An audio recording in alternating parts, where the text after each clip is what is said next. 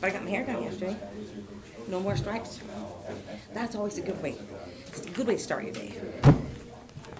Let's go. Ready? Yes, sir. Angela, would you like to lead us to the Pledge of Allegiance? Pledge allegiance to the flag of the United States of America and to the republic for which it stands, one nation, under God, indivisible, with liberty and justice for all.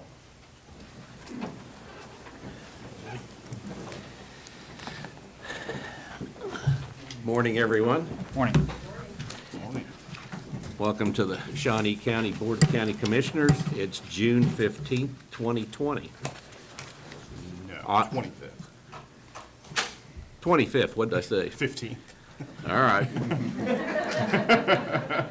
That's okay with me, then what year's going way too fast for me anyway. We I'm gonna have can to- stand to have a few extra days. I'm going to have to bump up to those 3.0s, I guess. On my left is Commissioner Aaron Mays, who represents District 3, and on my right is Commissioner Kevin Cook, who represents District 2. I'm Bill Rippon, and I represent District 1. What is first on the agenda? First item is item 3, consent agenda. I would move that we approve the consent agenda. Second? Motion's been made by Commissioner Rippon, seconded by Commissioner Mays. All in favor, say aye. Those opposed, motion carries 3-0. Next item. Item 4, new business, A, County Clerk number 1, consider all voucher payments. Commissioners, this morning we have vouchers that total $567,623.25. The largest expenditure is through solid waste, and that was $263,978.01. And again, those are enterprise funds. Under Parks and Recreation, we have different expenditures in that. It totaled up to $109,736.40. And then finally, just to highlight, under workers' compensation, we have with Department of Labor, the $32,583.93, which is for the county share of the state of Kansas workers' compensation. I don't have any questions regarding the vouchers and would move for approval. Second. Motion's been made by Commissioner Cook, seconded by Commissioner Rippon. All in favor, say aye. Those opposed, motion carries 3-0. Next item. Item A2, consider correction orders. I'll move that we approve the correction orders. Second. Motion's been made by Commissioner Rippon, seconded by Commissioner Cook. All in favor, say aye. Those opposed, motion carries 3-0. Next item. Item B, facilities maintenance number 1, consider approval of request to solicit proposals for improvements to the courthouse air handling system as specified by PKMR Engineering. Good morning, Betty Griner, Director of Administrative Services.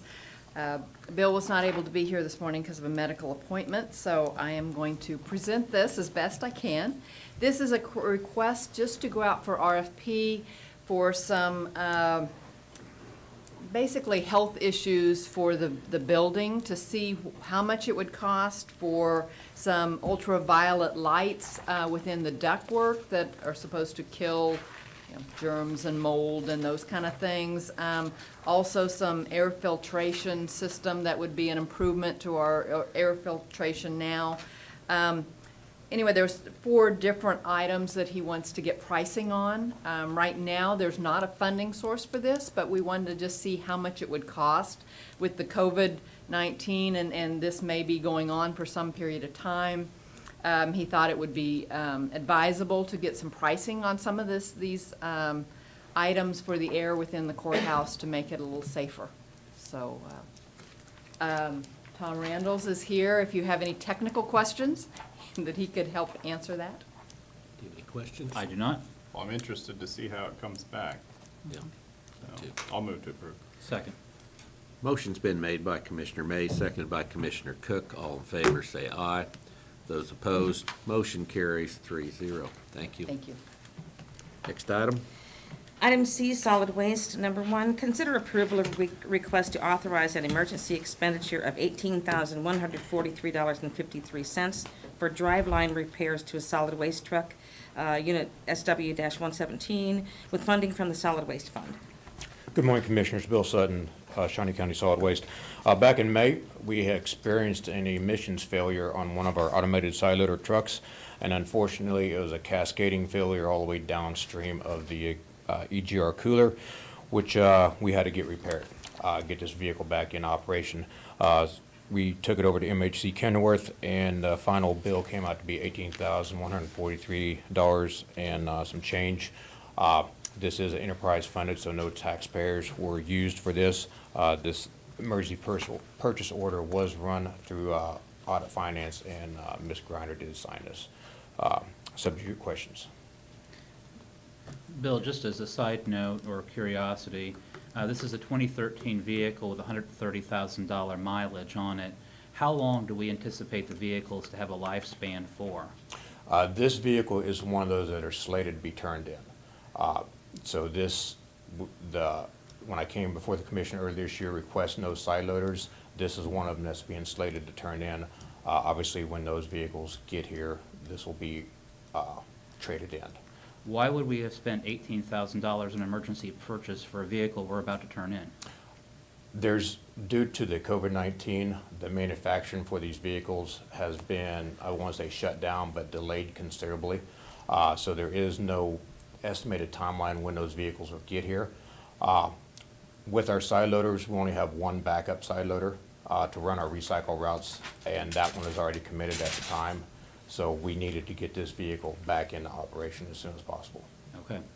And then when we trade it in, does that, having done the repair, does that improve our trade-in value on it so that we can apply that? Not necessarily, because this was a repair. It really does not enhance the vehicle's value. Okay. Any other questions? I'm just curious, what do you typically get on trade for something like this? I'd have to go back and look, but it was, I would have to get back with you on that.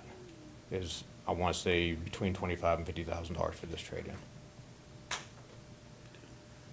Okay, Any other comments? I'll move for approval. I'll second. Motion's been made by Commissioner Rippon, seconded by Commissioner Mays. All in favor, say aye. Those opposed, motion carries 3-0. Thanks, Commissioners. Thank you, Bill.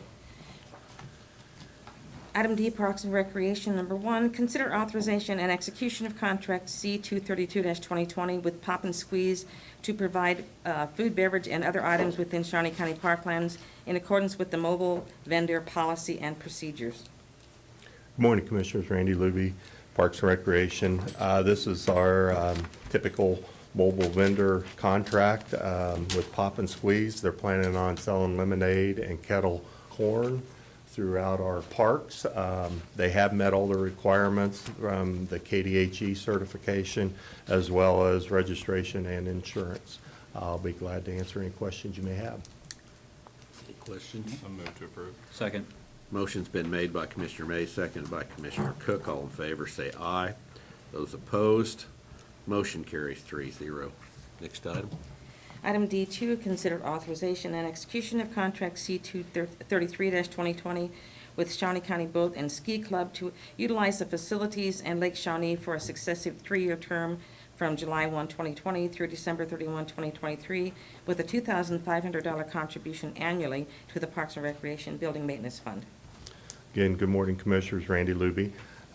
This is our contract with the Shawnee Boat and Ski Club. It's pretty much the same as it's been in the past. They do assist us on several past events, such as the Topeka 10-Man Duck Race and Spirit of Kansas. They hold ski tournaments. We allow them to camp, I believe, 8 times throughout the year out there on different events. Be glad to answer any questions you may have. Any questions, comments? I'll move for approval. Second. Motion's been made by Commissioner Cook, seconded by Commissioner Mays. All in favor, say aye. Those opposed, motion carries 3-0. Thank you, Randy. Commissioners. Next item. Item E, Public Works, number 1, consider approval of request for a project budget of $668,900 for the replacement of the Northwest Glick Road Bridge over Ensign Creek, project number OSN 065 in 2021, with 100% of the funding from the countywide half-cent sales tax. Good morning, Commissioners. Kurt Neaus, Director of Public Works. You've seen, we've talked about this bridge before on a couple occasions. I'm here before you today to kind of establish a project budget. The project budget would be almost $669,000. That includes construction, design, construction engineering, right-of-way, utilities, and $45,000 in contingencies. I just want to refresh everybody's memory about where this project will be. Here we've got Rossville. We've got US 24 that comes into Rossville, goes north, and then goes back to the west. Our project, again, is right here, Blick Road over Ensign Creek. What we're going to build is a 3-span haunch slab. That's kind of a bread and butter bridge for the state of Kansas. We get great prices on those. What we'd like to do is let that project in January, start work in March, and hopefully finish in mid-July of 2021. With that, I take your questions. Oh, the road will be closed to traffic, through traffic that is, and there will not be a signed detour. We do not believe a signed detour is needed. Questions? Any questions? I'll move for approval. Second? Motion's been made by Commissioner Rippon, second by Commissioner Mays. All in favor, say aye. Those opposed, motion carries 3-0. Thank you. Next. Item F, Health Department, number 1, consider authorization and execution of contract C-234-2020, amendment to contract C-468-2019 with Gianfranco Pizzino, MD, MPH, to amend paragraph 7 to pay $125 per hour up to 60 hours per month for professional health officer services with funding from the departmental budget and CARES Act funding. Good morning, Commissioners. Linda Oaks from the Health Department. Before you today is a request to amend Dr. Pizzino's contract, the contract that you approved in December of 2019. There are several reasons that we are asking for this change. When we first developed Dr. Pizzino's 2020 contract, we had no idea of what we would be facing this year with this pandemic. His original scope of work did not cover most of the tasks he is now performing. Dr. Pizzino has worked tirelessly to advise our community as well as entities such as schools, churches, long-term care facilities, and businesses on how to safely navigate the virus. Excuse me. He has made some difficult and sometimes unpopular decisions, but he always bases those decisions on data. Gathering that data and analyzing it takes a tremendous amount of time. During the response, he has averaged more than 40 hours per week. So a typical week for Dr. Pizzino includes daily Zoom meetings with myself, Craig Barnes, and Carrie Delfs to talk about what is happening with outbreaks and clusters, weekly Zoom meetings with hospital representatives to talk about their needs, communication with our staff working with the long-term care facilities, communication with the incident commander that I believe happens daily, at least once a day, advising various groups on their plans, developing Shawnee County restrictions and recommendations, communication with KDHE staff, and media interviews. We are asking to amend his contract so he will be compensated for his time for COVID-19 related health officer duties and to ensure the county receives reimbursement from the CARES Act funds for the expense. This amendment does not change the terms, the rest of the terms of the contract C-468-2019, which expires December 31st, 2020. I do not consider this a raise. I consider this paying him for the work he's doing. And I would be happy to answer any questions. So the CARES Act will pay for all these extra hours that related to COVID. That is my understanding. Okay. And, Mr. Chairman, Yes. Dr. Pizzino will be keeping track of all of his time, so that can be turned in. And then who's he going to turn that into? He turns it into me, and then I turn it into Dusty Nichols, the incident commander. And we do keep a very detailed record of not only our time, but our activities. We've done that since March the 1st. I mean, we've done a good job, I think, of tracking all that time. In the future, if there was a question that came up from the federal government or from an auditing agency, we would be able to go back and show those direct records. Absolutely. Okay. So in essence, this isn't going to really cost us. It will be all reimbursed. That is my understanding, that we'll all be reimbursed. I don't know if Betty wants to, she's just shaking her head, yes. Okay. Thank you, Ben. All right. Mr. Chairman, I would make a motion to adopt. I'm sure there's going to be public comment. Okay. I'll second. Motion's been made by Commissioner Cook, seconded by Commissioner Mays. All in favor, say aye. Well, Oh, do we have our public comment If- first? I'm sure, I don't know if there's people from the public that want to All right, comment on I that. didn't know if we'd vote. All right, is there anyone here who would like to speak at this time? Yes, Kim.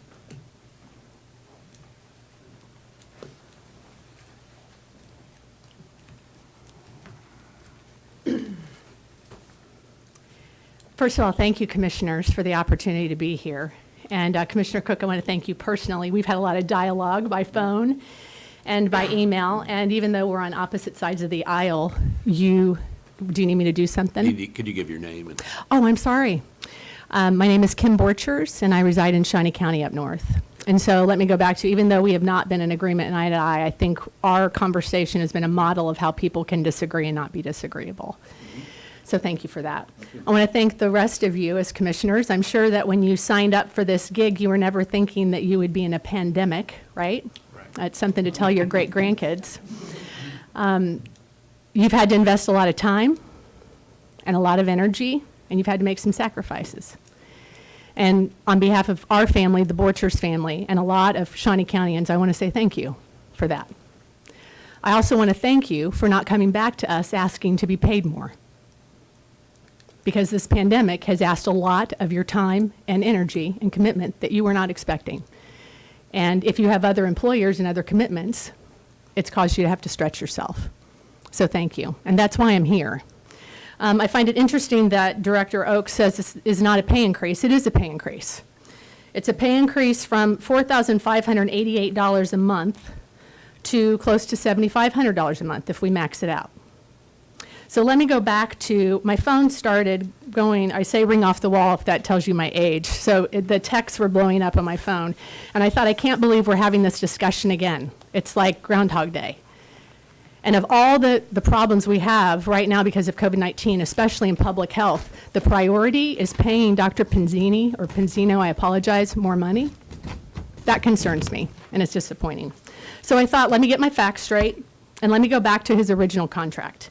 If you go back to his contract from 2019, if you go to the page, it says, the time and location and delivery of such professional services shall be by mutual agreement between provider and county. Nowhere in this document does it say the number of hours that he is going to give to the county. Nowhere.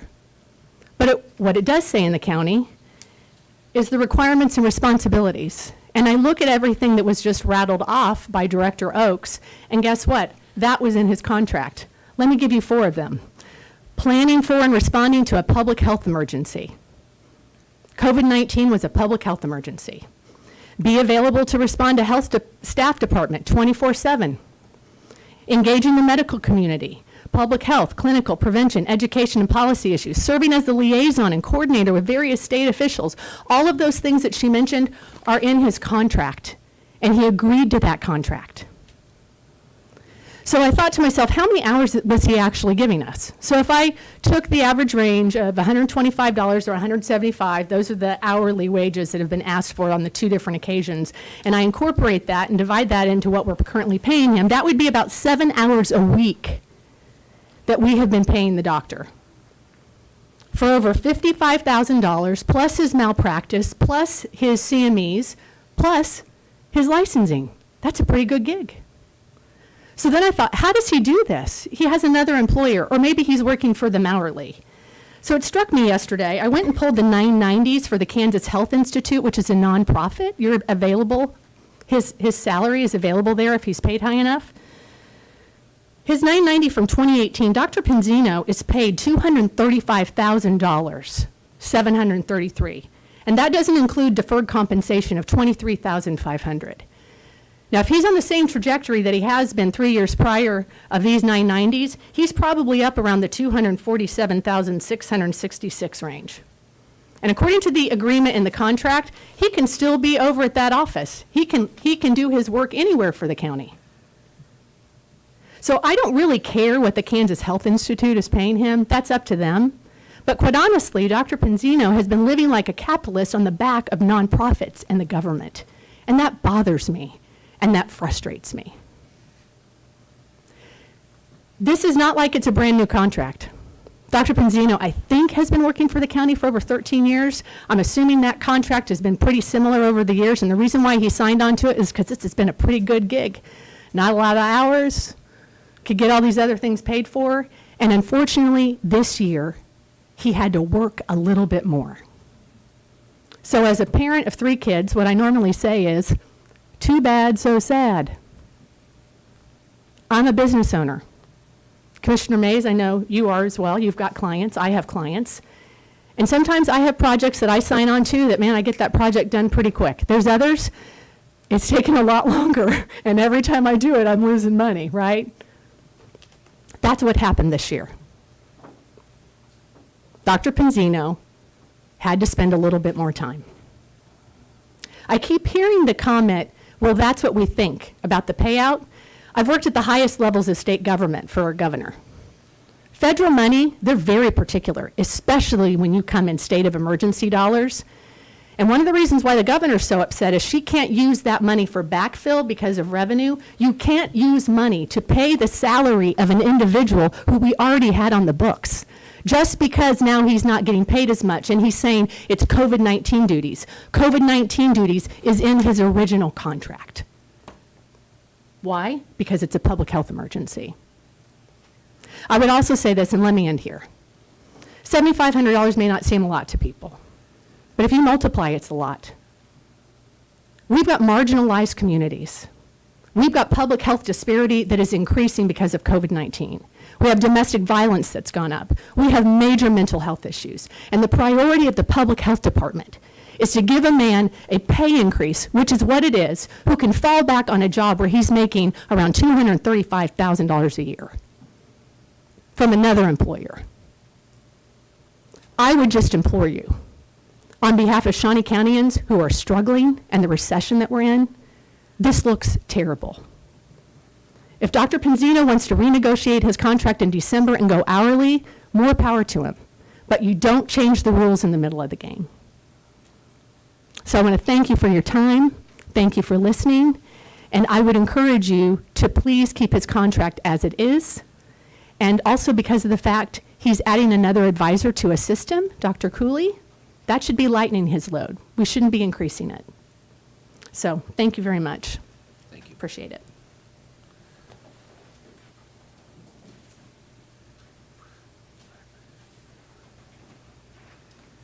Hello, Commissioners. Tammy Hunt. I really can't say very much more than what she had said. I did take some notes on what I had planned to say, and that includes this is a raise, and it should not be passed through. This is ridiculous. There are employees that have no jobs still. There are employees being furloughed. Our community they will not stand for that. There is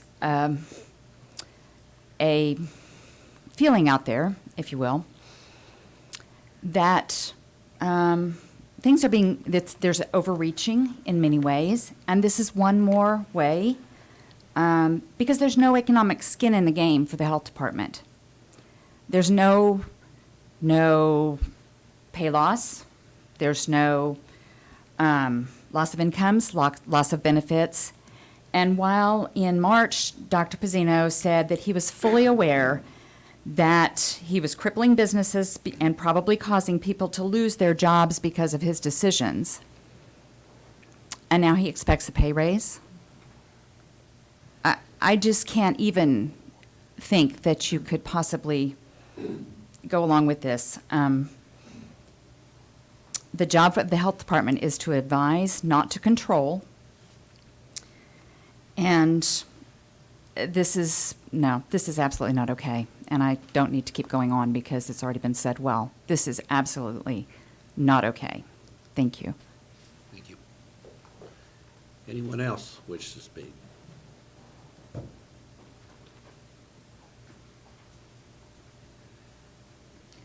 Mr. Chairman.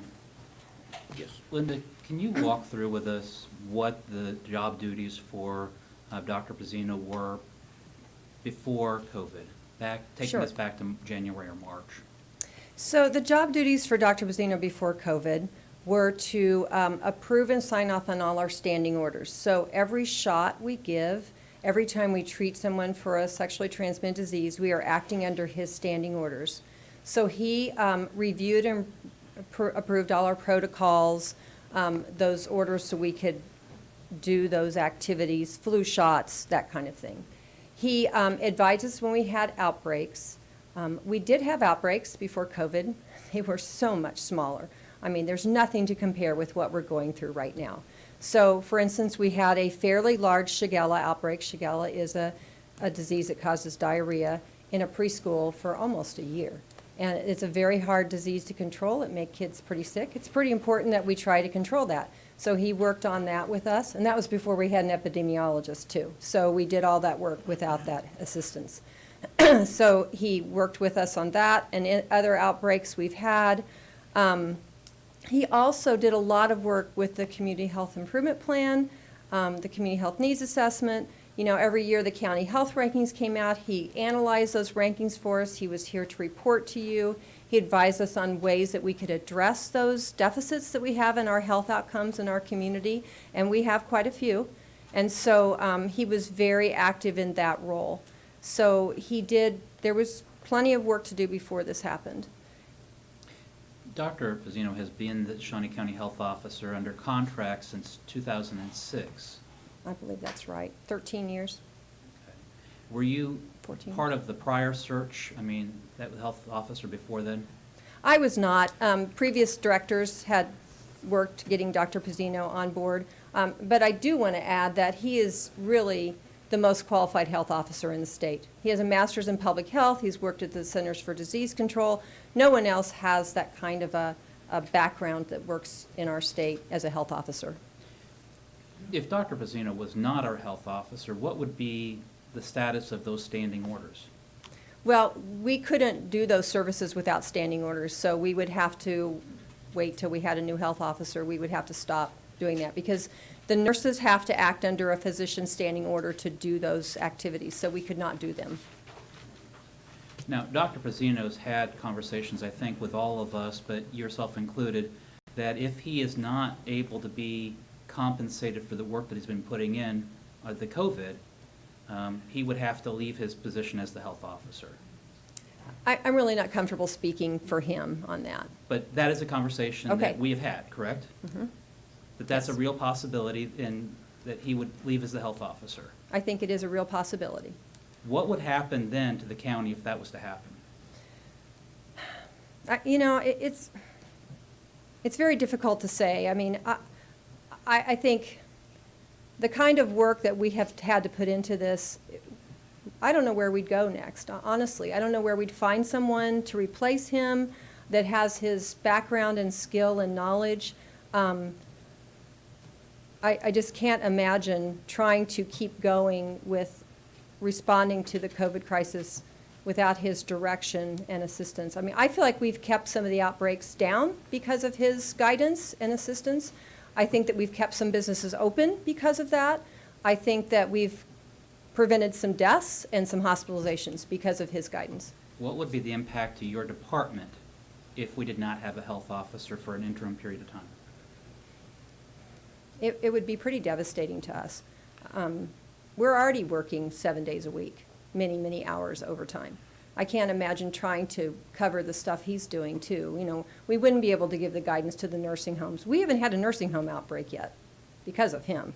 I do believe that, and our staff working with him. We wouldn't be able to keep that work up. What would be the impact to Shawnee County as a whole if we had a lapse in a health officer? I think we'd see a lot more cases, a lot more hospitalizations, and I think we would see more deaths in COVID-19. That is my belief. Do you believe that this is a fair compensation for the work that he's been putting in, regardless of whether it's be able to be compensated from the CARES Act? I believe it's more than fair. I do. I don't have any other. Linda, have you received any additional pay for what you've had to do with this? I have not, but let me just say something about that. I was hired as the director of the health department three and a half years ago. I knew I was getting a salary, that I may have to work extra hours. I certainly didn't see this coming. I might have thought about it again if I had. But I knew that that's part of the deal. When you are a department head and you're salaried, you may have to work some extra hours. And I know every department head does that too. I've talked to several of these department heads. Poor Jim, it's not a good Sunday if he didn't talk to me. And so, I've talked to Tim on the weekend. These people are working extra hours, and I feel like that's part of it, that we came into this with our eyes open, and I knew I would have to work some extra time. Like I said, I wasn't expecting quite this much, but it's okay. That's part of the job. That was not the agreement with Dr. Pizzino. But he did have a contract with us, and it says that he would take care of emergencies and things like that. And I just hate the timing of all this as much as anything. We have so many people out of work, and a lot of people like yourself, you're not getting an extra dime. I don't know. The timing is difficult, I understand, but I believe without Dr. Pizzino's intervention, there'd be more people out of work and more problems. So I do believe he has prevented some of that. But I mean, we have skin in the game. I'm going to respond to that. We're working many, many extra hours, so there's plenty of skin in the game from the health department. Mr. Chairman? Yep. I think the one distinction between Linda or Jim Crowell or Dusty Nichols or Kurt Niehaus or any of our department heads, this is their primary and only job. Whereas this was a secondary contract for Dr. Pizzino. This was not to be his primary job. And I think that's one distinction. Yes. I'm in agreement with everybody on this, I think, a little bit, but where I'm ending up at is that basically, if he were to leave, do we think that we could find a qualified physician that would even take the job at all? There is no doctor that's willing to work 40 hours a week for $4,500 a month. There's 0 doctors in the world that would take that job. And I think at this point, this actually saves our department budget, which is way over in overtime right now anyways. Yes. $4,000 by using CARES Act funding, which the CARES Act funding is intended to pay for COVID-related expenses. I think this is a COVID-related expense. So I mean, I see it as a way to retain a health officer at least until January. Hopefully by then he's not working 40 hours a week and we can reassess when that contract comes up. But I think this is a temporary thing that we're gonna get reimbursed for.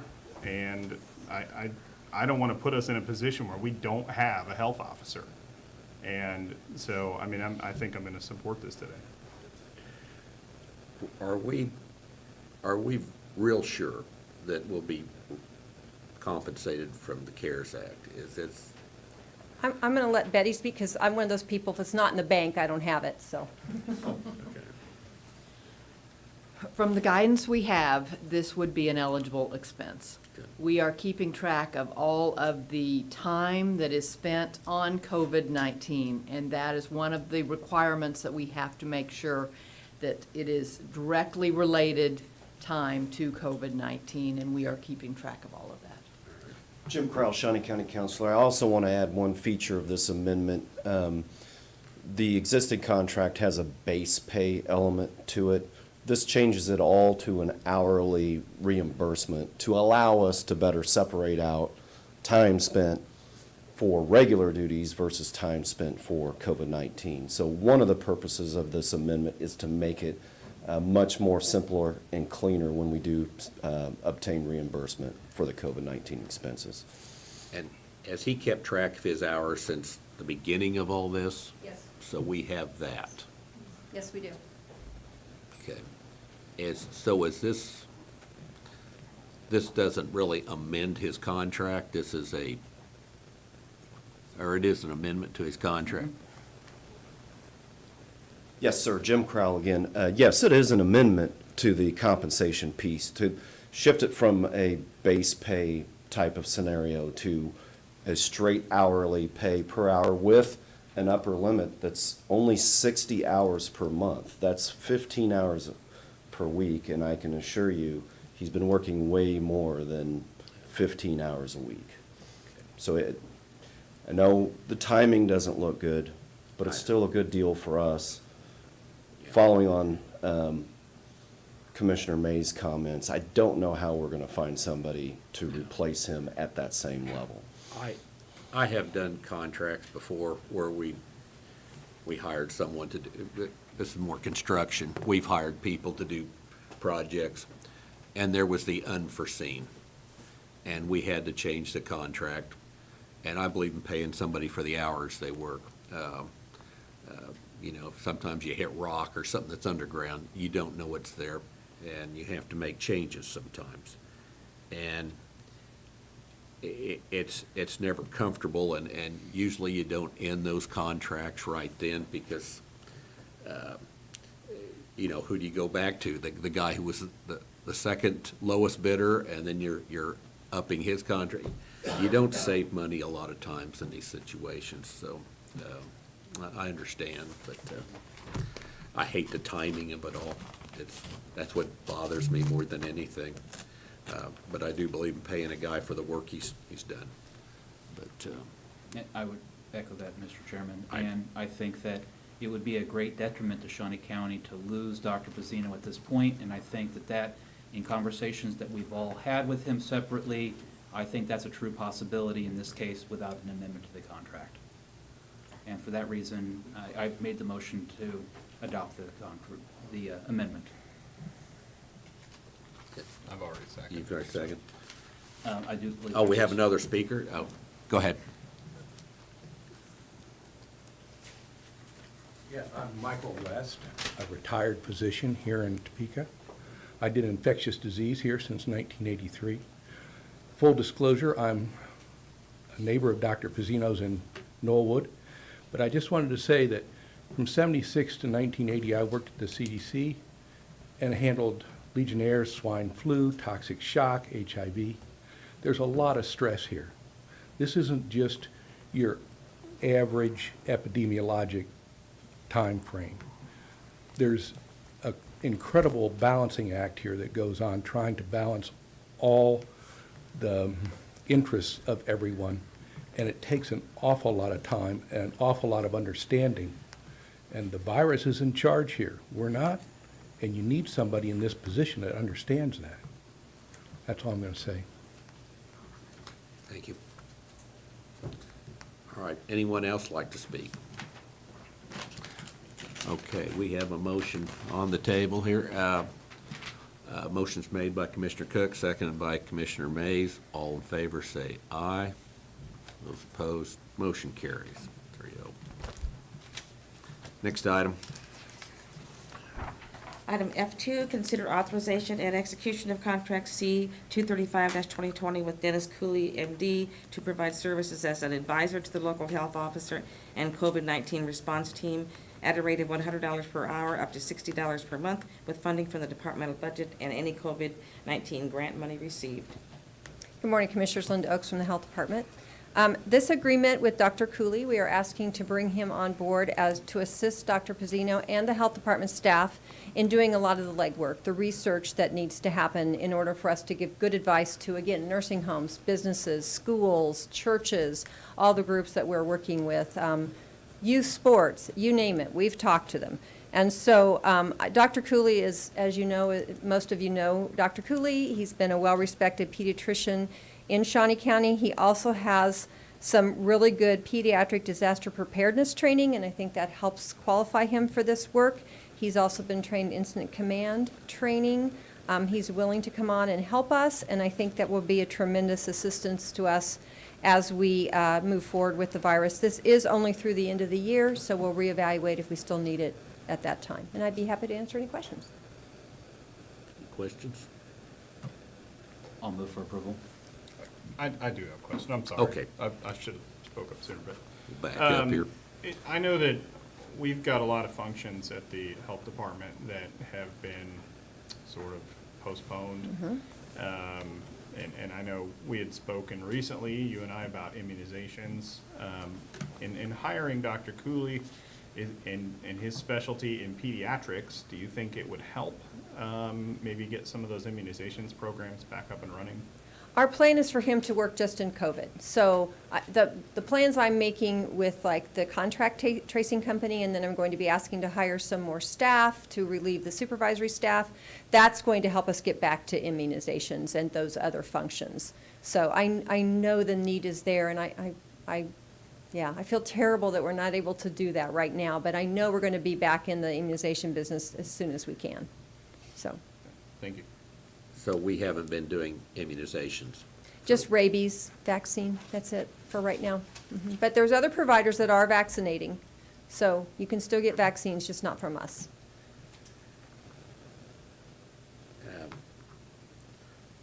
Why haven't we been doing them? Is it because we're, Because we had to pull all the staff into the COVID-19 response, disease investigation response. So, but again, as I talked about Monday, with the contact tracing company, I look to that as being relief for that staff. And then we need to give them some time off before we expect them to jump back into other activities. I think you mentioned other entities are doing immunizations, so we're going to rely on them to do quite a bit of this. Right too. now, we are.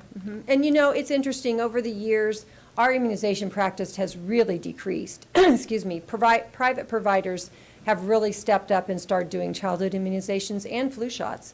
So if you look back over the last 10 or 12 years, we have given a lot fewer vaccines than we did during that time. And really, if you're at the doctor's office, you're getting your child's checkup, it's really more convenient to go ahead and get your shots right then anyway.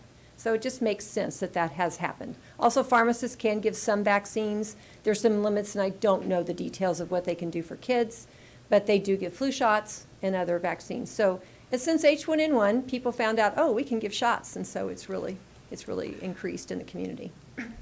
So Dr. Cooley, he's going to be doing research, or Mostly research and advising us.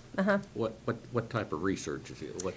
So what we're seeing with a novel virus is the research and the recommendations keep changing. And I know people come up here and say, oh, first you said don't wear masks, and now you say do wear masks. And yeah, guilty. We know that's happened because the advice has changed. So we need someone to help us keep up with that. So as we allow, as nursing homes open, for instance, and have more visitors in, we need the latest recommendations so we can stop any outbreaks that might start in those areas. So I think just the fast-moving pace of this, all the information, I mean, I don't know about you, but if I read 24 hours a day, I couldn't read it all. There's no way. And so this person will help us keep up with the latest in the recommendations, because they will keep changing. That I'm sure of. Okay. Any other questions? I made a motion. You made a motion? Second. Motion's been made by Commissioner Cook, seconded by Commissioner Mays. All in favor, say aye. Motion carries 3-0. Thank you, Lynn. Thank you, Commissioner. Next item. Item G, Administrative Services, number 1, update on revenues and expenses as of May 31, 2020. Good morning, Betty Griner, Director of Administrative Services. I'm here with my financial report for May 31st.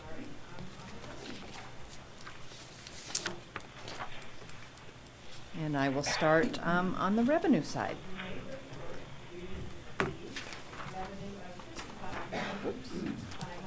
Through May 31st, we received revenue of $55,557,661. That is $817,000 under our budget for that period of time. I will go through the different categories on this and explain where those budget variances are.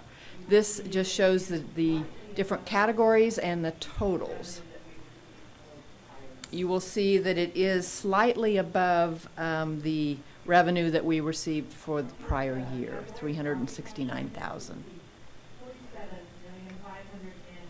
Our first category is property tax revenue. We received $47,547,975. At this point in time, that is $463,000 over budget. That did not change from the prior month because we did not have a tax distribution during the month of May. Next category is other taxes. We received $4,417,201. That is $19,000 over budget, so right in line with budget for the year, or for this period of time for the year. Charges for other services. We received $1,748,857. That is $633,000 under budget. That is made up of, well, I have three different areas that are substantially different than the budgeted. The Department of Corrections is $297,000 under what was expected because we've not had as many prisoners for care fees paid. Parks and Recreation is $556,000 under what was estimated. But then the Register of Deeds is actually $200,000 over what was budgeted for their filings. So that makes up the total of those differences. And then our last category is other revenue, which is $1,843,629, and that is $667,000 under budget. And most all of that is all in investment income, because our investment rate of return has gone down so drastically. So then here is our pie chart. It shows that 86% of our revenue has come from property taxes, and then 8% from other taxes, 3% for charges for services, and other revenue is 3% also. Betty, Mr. Chairman. Yes. Again, I just want to maybe take a moment and highlight, when we look at the difference between the city of Topeka and Shawnee County, that pie chart would look substantially different since the city of Topeka relies heavily on sales tax revenue. Yes, we do not rely on sales tax for operating costs. We only use sales tax for capital projects, and it does not go into our general fund.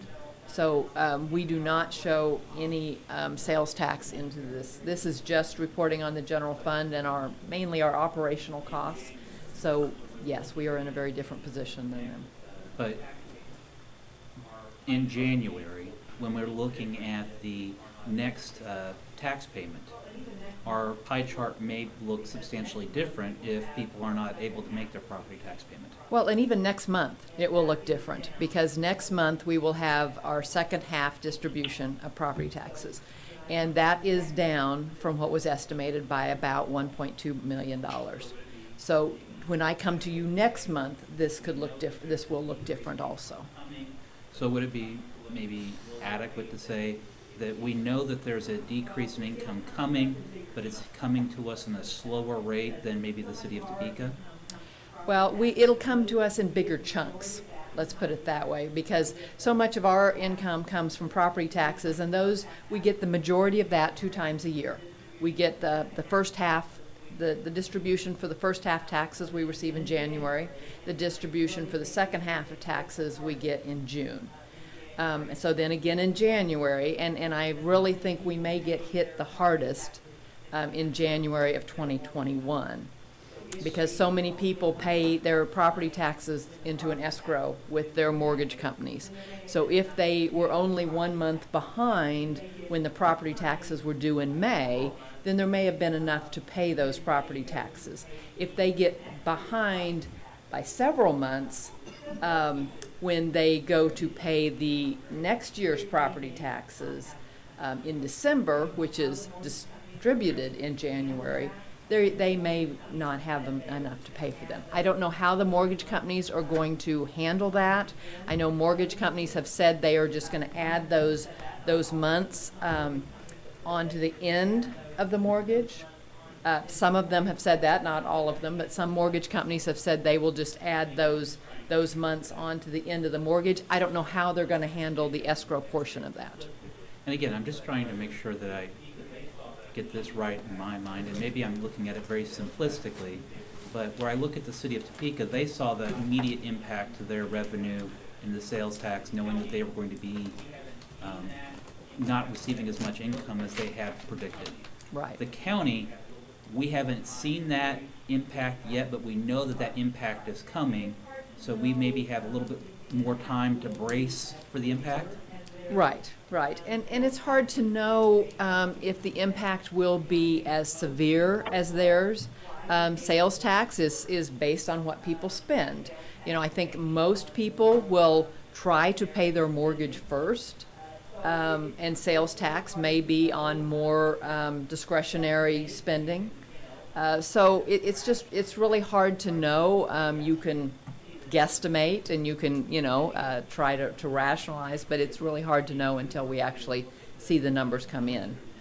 And again, just for my simple mind, if you were to look at this, again, knowing that there's an impact coming, and looking out in the future, 6 months, 8 months, a year, would you be putting up the green flag, all signs are go, the orange caution flag, or the red flag, stop? I would be putting up the caution flag. And not the red flag, because we don't, look at sales tax so much as operational costs. And even though we're down significantly for Parks and Rec revenue, we're down in their expenses also, which I will get into in the next category, but those are down about equally. The revenue and the expenses for Parks and Rec are down about equal amounts. So, that's kind of a wash for us right now. But we should be probably watching our new expenses pretty closely. But I think we need to be in the cautious area and watch, yes. Betty, our capital improvement plan, it's financed with the sales tax, is that correct? Most of it. Most of it. Most of it is, the large items are financed by either sales tax or by debt that we have, COPs, that certificates of participations that we have, the debt that we have have issued. Smaller amounts each year, we take $2 million out of the general fund generally for capital improvement program or projects, but those are the smaller ones. Those are not the large, huge ones that come out of the sales tax and debt issued. Is that deficit in sales tax affecting this year's projects, or will that really affect No. next year's projects around? Next year's and future years. We were very conservative when we estimated how much sales tax we thought we would collect over the 15 years. So I believe over the 15-year period, I believe we will probably come out just fine. The revenue will come in a little lower now, but as these things happen, this is kind of the way it goes through years. Some years are up, some years are down. And over the 15-year period of those projects, I believe we will come out okay, because we estimated at a 1% increase per year, which is a conservative amount. So I believe that will give us enough of a leeway or enough of a cushion that over the 15 years, we will be able to complete all the projects. There may be a little time delay in some of that, but. And we kind of pumped the brakes on our current projects as well, so that Yes. it helped, so, all right. Oh, Except for the Stormont Valley Event Center, because that was, that we issued debt. yeah, I think we had some other projects that were under contract, so I Yes, think we're right. continuing on them. All right, well, continue. Okay. Okay, let me go on to the expenditure side. Okay, we have spent or encumbered through the end of May, $42,551,327. That is $2,130,000 under budget through the end of May for that time period. And I'll go into the different categories and why those expenditures are down so much. You will see it's even down $367,000 from what we had spent through May of last year. Okay, the first category is law enforcement. We'd spent $21,093,479. That is $834,000 under budget. That is primarily three categories. The DOC The jail is down $472,000. I know with the COVID situation and more lockdowns because of that, they have had less overtime. Courts is down $232,000. As you know, they've had to pull back from court proceedings. And then the sheriff's office is $92,000 under budget in those categories for their budget. The next category is recreation, and we have spent $6,659,134. That is $571,000 under budget. If you will remember, on the other side, I said Parks and Rec revenue was down $556,000. So those have really offset each other between the revenue and the expenditures. The next category is Public Works. Spent $3,872,903. That's $41,000 under budget, so right on budget in that category. Public Health, $3,865,996. That is right on budget. I will remind you that this does not include the Health Department budget. That is a separate item. This includes the amount that we subsidize the Health Department budget, because they also have grant funds, and then they have patient pay that goes into their fund too. They are in a separate fund. This is just the amount that the general fund subsidizes their fund. So that is why it's right on budget. Then administrative services, we spent $6,027,732. That is $683,000 under budget. That is contingency, which we have not had to spend much of our contingency this year. County clerk is under, IT is under their budgets too significantly. The last is debt service. There is not any change for this month on that. We've spent $1,032,082, and that is right on budget. So here are the different categories. And then here is our pie chart. We've spent 50% in law enforcement. Recreation is 16%. Public Works is 9%. Public Health, 9%. Again, that is just the portion that we've subsidized from the general fund. Administrative services is 14%. Debt service is 2%. And that 9% on Public Works is just what is paid out of the general fund. That is not including federal and state monies and sales tax. So, do you have any questions? Any questions? Thank you, Betty. All right. Next.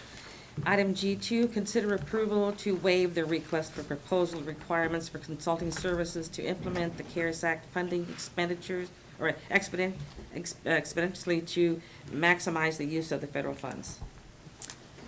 Okay, as you know, the governor's Spark Task Force will be allocating money to the different counties.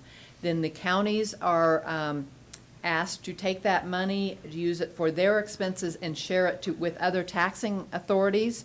There is a very short timeline on this money. So we have our county Spark committee who has been meeting. We would like to look at what services a consultant could help us with this. Like I say, it's a very quick timeline on this, where we have to receive applications from the other taxing authorities. We have to evaluate those, look at what is eligible expenses. Then after that, what has to come to you for your approval. Then we have to go through the reimbursement process on not only our own expenses, but all of those other taxing authorities' expenses, and then the reporting requirements. There are several companies that are specializing in this and helping others. There are several counties in the state of Kansas that are using consultants for this. Because of this short time frame, we do not have time to go out for an RFP for this. So what we are asking to do, we would like you to waive that requirement to go out for the RFP, which takes, several weeks to a month to do. What we have, the Spark Committee has established a subcommittee to look at some of these and talk to these consultants. So what we would do is just do it on an informal basis instead of a formal RFP basis.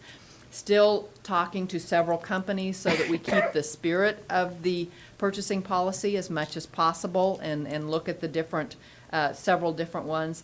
But we think this will be the most expeditious and cost-effective method because we want to make sure we use all of these federal funds for our county.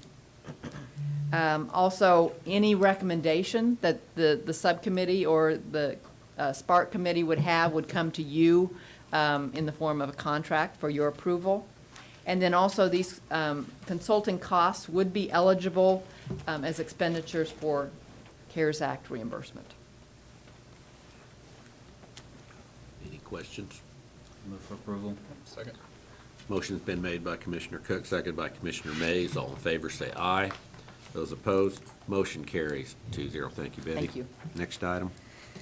Item 5, Administrative Communications. Okay, at this time, we allow anyone from the public to speak, or Randy. I know what he's going to talk about. What's this? I'll take the floor, Randy.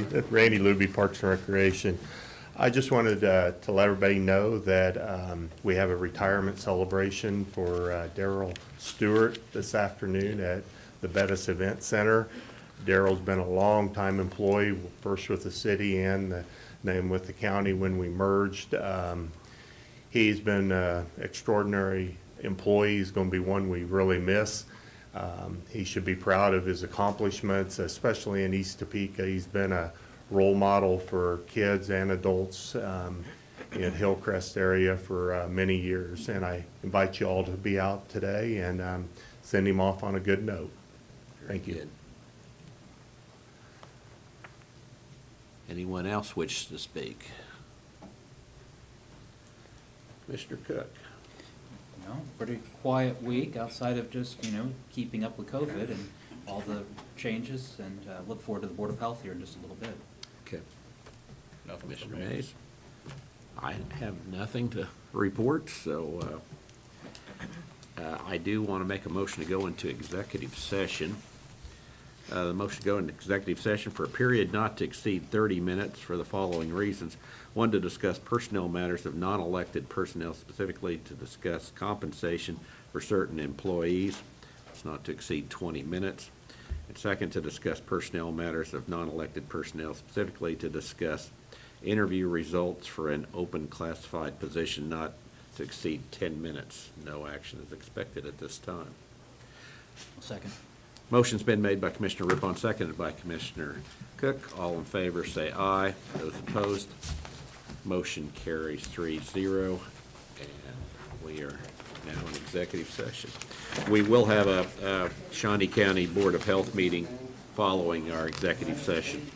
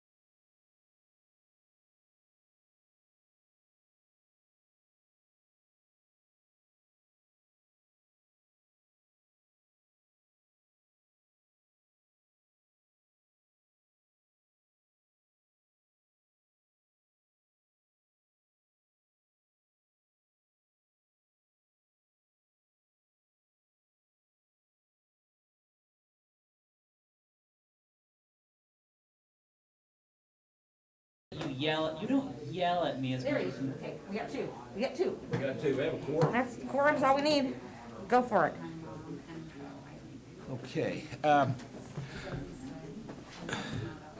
We are back in session. Back in session. We are back in session. No action is taken at this time, so we're adjourned, and yes, we're done. Okay. Let me get our stuff out of here and switch that around.